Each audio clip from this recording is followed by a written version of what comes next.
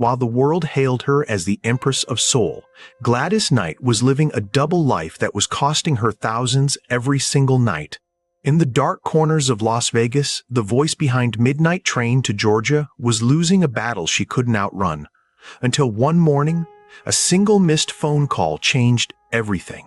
To understand how one of the most celebrated and respected voices in music history found herself trapped in this invisible prison, we have to look past the marquee lights of the Las Vegas Strip and into the high-pressure world of a legendary performer. By the late 1970s and early 1980s, Gladys Knight and the Pips were absolute royalty. They had conquered the legendary Motown records, crossed over to massive mainstream pop success, and built an impeccable reputation as one of the hardest-working, most professional acts in the entire entertainment business. Gladys was the picture of stability and grace. While other stars of her generation were notoriously succumbing to the drug and alcohol epidemics that ravaged the music industry, Gladys was different. She was a mother, a deeply spiritual woman, and a meticulous band leader who kept her family group running with clockwork precision. But the immense, relentless pressure of carrying a multi-decade career, managing a massive touring schedule, and constantly performing in the high-stakes environment of casino showrooms eventually began to take a quiet, insidious toll. When you are performing night after night in Las Vegas, the casino floor isn't just a place of business. It eventually becomes your backyard. It is an environment specifically designed to blur the lines between reality and fantasy. A place where time stands still, and where the thrill of the stage can easily be replaced by the artificial thrill of the green felt table. For Gladys, the descent into this hidden world started with a single, seemingly harmless invitation. After finishing a performance at a major casino, a friend asked her a simple question: "Do you want to play a little blackjack?" Up until that point, Gladys had never been a gambler. She had successfully avoided the substance abuse traps of the music industry, believing she was immune to the vices of stardom. But the moment she sat down at that table, something unexpected clicked inside of her. She played, she won, and she felt a rush that rivaled the high of performing in front of thousands of screaming fans. It wasn't long before blackjack turned into Baccarat, and casual play transformed into an obsessive daily ritual. Baccarat is a game of high speed, high stakes, and immense psychological tension, often played behind velvet ropes in exclusive VIP salons. In these quiet, carpeted rooms, away from the prying eyes of the public and the paparazzi, Gladys found a strange, toxic sanctuary. She began playing with orange, black, and purple chips. And as she would later confess, those plastic discs completely detached her from the reality of her wealth. When you were clicking those chips together, you aren't thinking about dollars. You are numb to the actual value of money. The high of the gamble took such a powerful hold of her mind that she would wake up at 1 or 2 o'clock in the morning while her entire household was fast asleep and quietly slip out into the desert night to drive to the casinos. She would play for hours, sometimes placing down $20,000 on a single hand, watching her hard-earned wealth vanish in the blink of an eye. In one single devastating night, she lost $60,000 at the Baccarat table. When her mother eventually realized what was happening, when she saw the exhaustion in her daughter's eyes and the financial drain on her accounts, she didn't yell. She simply sat down and cried. Yet, even the tears of her mother couldn't break the psychological grip of the tables. But here was the twist that most people never see coming. How does a woman who successfully avoided the drug-fueled traps of the 1970s and 80s, a woman who prided herself on being clean, spiritual, and professional, fall into a trap that is arguably far more destructive? Because with drugs and alcohol, the physical toll is eventually written directly on your face, in your voice, and in your public behavior.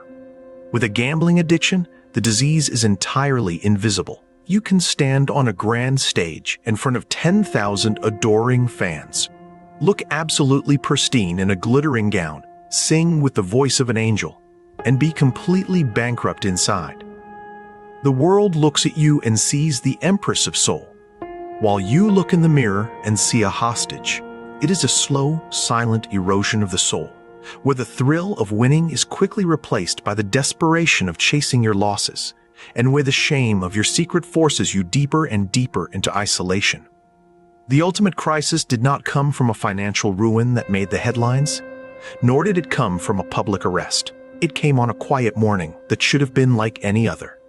Gladys was sitting at a casino table, completely consumed by the endless cycle of the deal. In a casino, there are no clocks on the walls, and there are no windows to let in the sun. The artificial lights remain constant, designed to keep your brain locked in a perpetual state of hyper-focus. Hours melted away like minutes. Suddenly, the spell was broken when Gladys looked at her watch and realized with a jolt of absolute terror that the morning was gone. It wasn't just late. It was the middle of the day. She had completely lost track of time, and in her trance, she had forgotten her young son.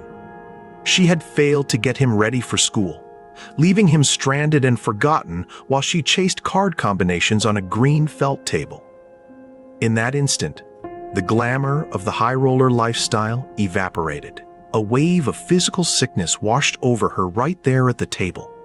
She looked at the chips in front of her, and for the first time in over a decade, she saw them for what they truly were: heavy, worthless pieces of plastic that were robbing her of her motherhood. Shaking, nauseous, and filled with deep, suffocating shame, Gladys pushed herself away from the table. She didn't try to win back her losses. She didn't try to make excuses.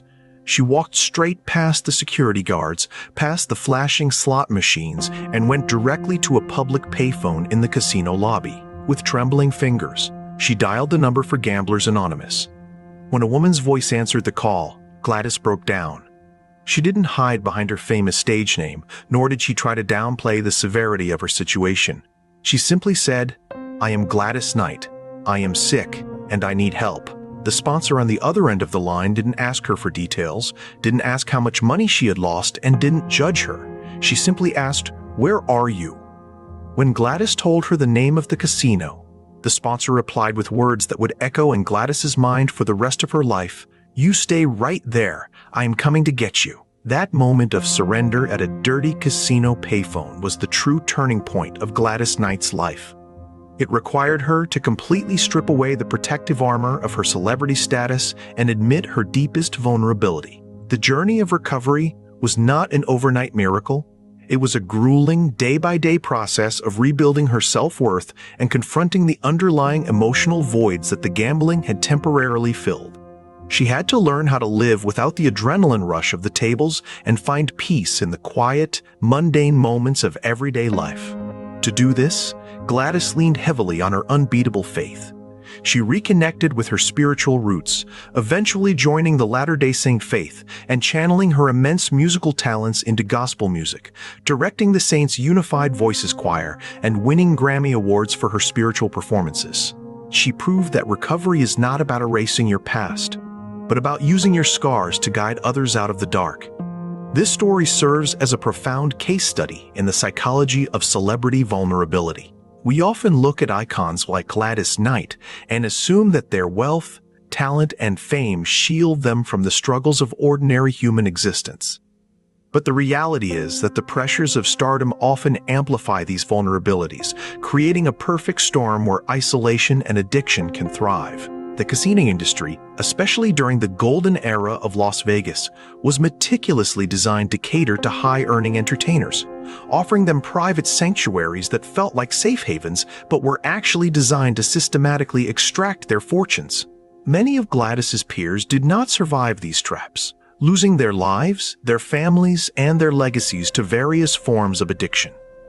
What saved Gladys was her willingness to choose her family over her pride. She recognized that the ultimate price of her addiction wasn't the millions of dollars she lost at the Baccarat tables. It was the moments she was missing with her children, the trust she was breaking with her loved ones, and the degradation of her own soul. Ultimately, Gladys Knight's million-dollar regret became the catalyst for her greatest victory.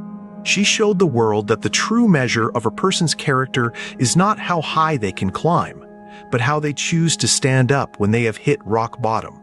Today, when we hear the soaring, soulful notes of her timeless music, we aren't just listening to a legendary singer who conquered the charts.